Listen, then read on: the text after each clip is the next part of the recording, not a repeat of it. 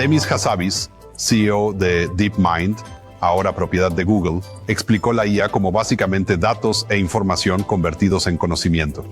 Y me gusta esta definición porque es lo que realmente hace. Es aprendizaje profundo y aprendizaje automático.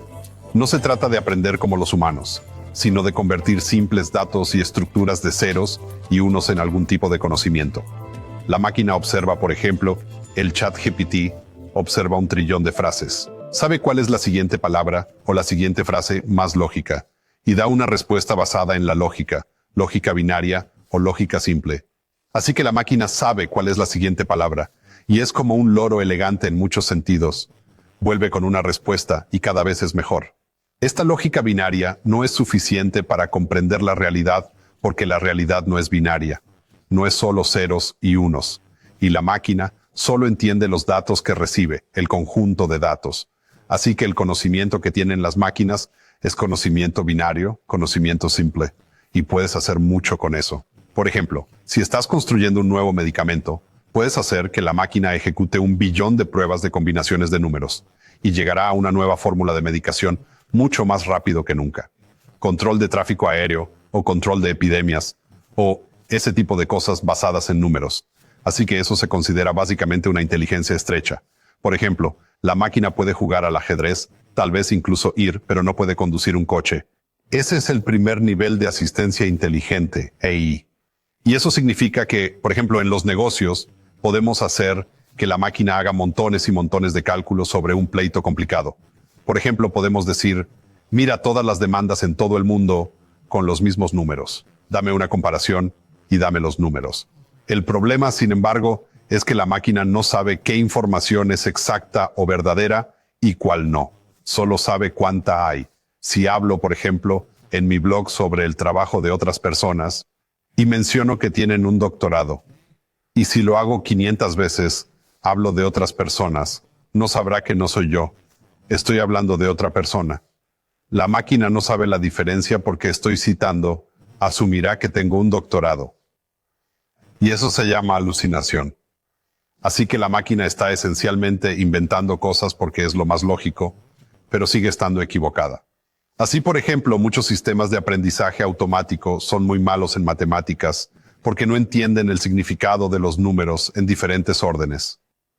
Lo que esto significa es que la mayoría de las aplicaciones prácticas de la inteligencia artificial son en realidad AI, asistencia inteligente. Y eso es una máquina que te dice cuántas piezas de equipo hay, cuándo se van a romper, cuándo necesitas mantenimiento, cosas básicas como estas. Pero no te dirá, por ejemplo, qué persona es buena para el trabajo o no, porque solo puede ver los datos, la fecha de graduación o el título, pero no puede ver mucho más porque no conoce esos datos. Asistencia inteligente, y eso es como el 98% de la mayoría de las aplicaciones. Y son muy potentes. Por ejemplo, si usted trabaja en la industria financiera, puede utilizar este sistema para verificar las inversiones, para hacer la debida diligencia, el trabajo de los productos básicos. Así que eso significa que usted puede tal vez trabajar, en algunos casos 4 o 5 veces más rápido, pero no sabe si la información recibida es exacta. Así que esto es muy importante para entender en términos de la orden de trabajo. Significa que todavía estamos allí. Solo estamos haciendo menos del trabajo básico. Ahora, parte 2. Inteligencia artificial significa cuando la máquina puede ir más allá de solo la comprensión binaria, probablemente puede inferir cosas, llegar a una conclusión. Y eso es lo que se llama razonamiento. Esto es lo que los humanos hacen en el mejor de los casos. Razonar significa que deduces cosas de la información. Es como, ya sabes, la información es solo ceros y unos, pero sabes que cuando la juntas, tiene una conclusión. Tiene algún tipo de deducción que haces, ya sea intuición, imaginación, cálculo, pero es una mezcla. Bien, ahora tenemos máquinas que pueden hacer deducciones. Así que dirán, vale, si tienes 500 amigos en Facebook que son extremistas, hay que hacer una deducción. Y así las máquinas pueden hacerse más inteligentes a partir de eso. Y el nivel 3 sería la inteligencia artificial general, es decir, una máquina que puede superar a los humanos en prácticamente cualquier trabajo significativo aplicable. Y esa es, por supuesto, la parte más difícil, porque una vez que tengamos eso, podemos tener máquinas completamente fuera de control. Así que tenemos que hablar de los 3 niveles. El primero es el de los últimos 50 años, en el que el aprendizaje profundo y el aprendizaje automático de la IA se centraban en que la información de los datos se convirtiera en conocimiento y la información de los datos creara más datos. Así que tienes una máquina que puede leer, por ejemplo, el registro de seguimiento de una fábrica, y entonces puede llegar a una conclusión para ver cuánto tiempo duraría la máquina, cuánto tiempo tardaría, ya sabes, crear más datos, básicamente. Y la máquina sería capaz de leer los datos y crear más datos. Eso fue realmente cierto durante mucho tiempo. Y ahora con ChatGPT hemos llegado a lo que se llama grandes sistemas de aprendizaje, LLMs, que son básicamente la creación de contenidos a partir de los datos. Así que puedo hablar y hacer una pregunta y la máquina puede responder creando contenido, juntándolo como un autocompletado en Google, pero realmente potente y con un sonido muy creíble porque tiene 1 billón de registros. Esa es la segunda fase. La tercera es cuando tomamos esos datos y creamos contenido, pero también tenemos interactividad. La IA puede pretender ser como otro humano, como un asistente, y puede hablar, que es una diferencia muy grande. Ahora la IA no se limita a mirar números, no se limita a leer cosas, no solo envía texto, también habla. Y ahora tenemos, por supuesto, comprensión y reconocimiento del lenguaje natural, donde la máquina puede hablar con la voz que yo quiera. Así que puede ser, ya sabes, Scarlett Johansson, o puede ser lo que sea posible, ¿verdad? O yo mismo, por supuesto. Ahora puedo hablar con la máquina como si fuera una persona. Incluso, por supuesto, a los robots como si fueran personas. Y ellos irán a su gran base de datos de 1 billón de frases y me darán una buena respuesta, lo cual es muy confuso porque suena como si fuera casi humano, pero sigue siendo solo una máquina. Pero la interactividad es el siguiente paso. Así que no vamos a utilizar un teléfono móvil o un ordenador. Vamos a usar nuestro reloj de pulsera y tener un pequeño botón, un pin. Y vamos a ir allí en los próximos 2 o 3 años para que podamos hablar con la IA como se ve en las películas de ciencia ficción como Her y otras, donde esto es casi como una persona real. Y hay empresas que están haciendo robots con esa misma capacidad como Sofía y otros, ya sabes, que hacen este tipo de, básicamente, encarnaciones de los seres humanos digitales. Así que cuando llegamos a ese punto, la interactividad significa que me confundo mucho porque puedo hablar con mi asistente como si fuera una persona que trabaja para mí, como mi asistente real. Y ese asistente aprenderá todo sobre mí y responderá preguntas como ¿cómo llego a Río de Janeiro a las 2 de la mañana? Y todo este tipo de cosas prácticas. Y eso va a llevar a mucha gente, básicamente, dando la autoridad a su asistente. Por ejemplo, le decimos, elige el mejor hotel, búscame entradas para el cine, pide una pizza, haz mi dieta, configura mi horario de consulta, tareas sencillas, supongo, pero cada vez más complejas. Así que lo que estamos viendo ahora mismo es que básicamente nuestra inteligencia artificial no solo crece cada 18 meses, como la ley de Moore, sino cada 9 meses. Así que está saltando como loco. Mucha gente dice que para los 20 o 30 años tendremos máquinas con la inteligencia combinada de todos los cerebros humanos y todos los datos de todos los cerebros humanos, lo que esté disponible. Así que la respuesta puede ser muy compleja y muy real.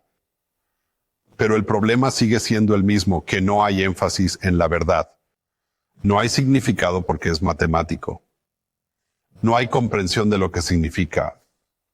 Son solo datos convertidos en interactividad. Imagina 3 años a partir de ahora. Tienes una elección en la India. Tienes 700 millones de indios que tienen una IA que es básicamente libre o casi libre, que puede hacer preguntas y puede decir, ya sabes, ¿a quién debo votar? Y entonces la máquina dice, claramente comparado con tu pasado y tu historia, esta persona es ideal, empuja a uno a votar. Y eso ocurrirá. Y así hay muchas grandes cosas acerca de esto. Por ejemplo, tal vez ahora podemos entender cosas complejas, incluso sin tener que entenderlas realmente. Simplemente conocemos el resultado. También para la gente que tiene trabajos que requieren formación y experiencia como el diseño gráfico, ahora se puede utilizar el diseño gráfico de lujo sin tener que pasar por todos los pasos. Incluso yo puedo crear arte con programas sofisticados. Y luego hay cosas malas que podrían pasar de esto y que nos volvemos completamente desautorizados. Así que ya no miramos, ya no hacemos preguntas, delegamos todo. Eso es una especie de gran pregunta en este momento. Lo bueno de todo esto es que la tecnología nos hace más poderosos, nos da más herramientas, nos convertimos en una forma, yo no diría sobrehumana, pero súper herramientas. Y así, una persona que ha hecho diseño gráfico durante 3 meses, ahora puede hacer lo mismo que otra persona que ha hecho antes de AI durante 2 años. Y la persona que ha hecho 10 años, ahora son realmente grandes porque pueden hacer todas las otras cosas también. Así que nos da más autoridad, más poder. Eso es lo bueno. En muchos sentidos, podría hacernos más rápidos, más eficientes. Algunas personas dicen que 4 o 5 veces más que antes. Así que si tu trabajo es muy lógico, digamos paralegal, o trabajo legal, o puedes revisar contratos, puedes revisar 1 millón de contratos en media hora, pero usted todavía tiene que tomar una decisión. Esa parte es más difícil. Como puedes decir, si tienes un problema de salud, puedes comprobar todas las bases de datos y obtener un 97% de probabilidades de que sea el siguiente problema, mucho más que antes cuando buscabas en Google.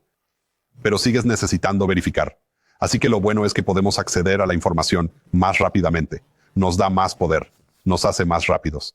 Si ahora fuéramos capaces de tomar ese beneficio y convertirlo en una estructura para que tal vez trabajemos menos porque somos más rápidos, o nos pagan más porque somos más rápidos, o tenemos nuevo trabajo porque podemos trabajar más rápido. Todas esas cosas son buenas. Pero, ¿qué tendría de malo que la empresa para la que trabajo, digamos T-Mobile o Vodafone, dijera, vale, todos estos chicos están trabajando 4 o 5 veces más, así que despido a los otros chicos, porque Gerd está haciendo el trabajo 4 veces más rápido, así que no necesito a los otros chicos? Y si eso ocurre en todas partes, entonces tenemos un enorme problema social, porque hemos reducido la mano de obra. Creo que es bueno sobre todo porque aumenta la velocidad y la eficiencia y el PIB y todas esas cosas. Así que eso es bueno, nos da más poder. Así que en el pasado, cada vez que hemos tenido una herramienta más potente, hemos tenido más gente haciendo un mejor trabajo. Como el diseño gráfico, que solía hacerse en papel y era complicado. Y ahora es todo con las computadoras. Usted tiene más gente haciendo más trabajo, más personas se les paga. Básicamente todo el mundo está mejor. Y ahora usted puede tener un diseñador gráfico en Siberia que hace el trabajo a través de Internet y ganar dinero. Si tienes más inteligencia artificial en todas partes, puede que ya no sintamos que la controlamos. Así que el resultado puede ser algo que no entendamos.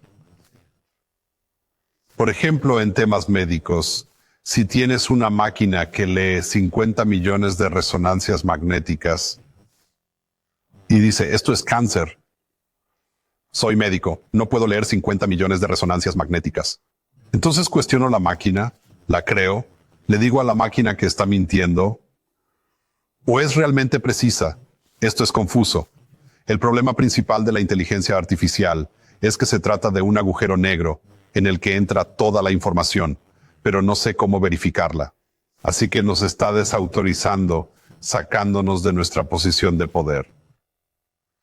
Así que la solución está, por supuesto, en un equilibrio, para que sigamos haciendo preguntas, no nos volvamos demasiado perezosos, nos paguen más si hacemos un mejor trabajo, tengamos más justicia social porque hay más trabajo repartido.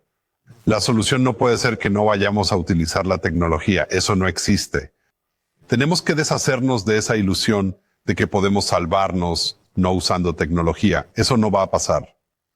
Esto es temporal, puedes mudarte a la selva y alejarte por unos años. Y luego la selva tiene internet y esto está sucediendo en todas partes. Así que la solución no será no usar la tecnología. Tenemos que averiguar cómo usarla en nuestro beneficio.